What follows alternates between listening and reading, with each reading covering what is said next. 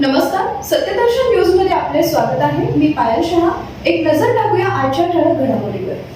मराठा विद्यार्थ्यांनी भरलेली शैक्षणिक फी परत मिळणार।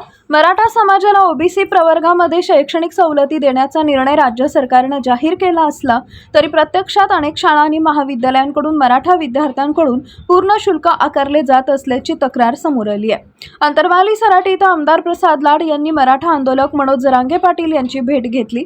यावेळी जरांगे पाटील यांनी मराठा विद्यार्थ्यांच्या शुल्काच्या प्रश्नाकडे लक्ष वेधले।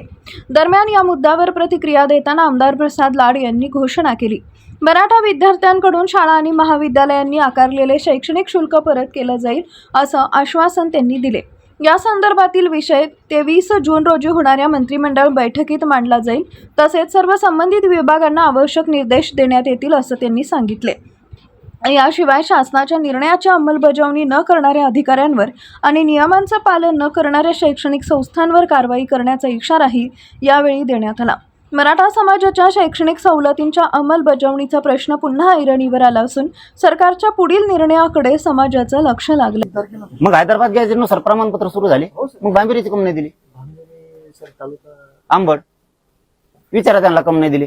सर आंबडचं एक पण पेंडिंग आताच एसडी होते माझ्या। अरे मी म्हणतो बांबेरीचं आहे का कोणी? काल दादांनी पण काल बांबेरीचे लोक आले तर माझ्याकडे, हे बघा मी कमून सांगतोय, मला खरं खोटं तुमच्यावर नाही करायचं। तुम्ही आले म्हणून दबाव टाकणारातला मी असल्यातला मोडतच नाही मी।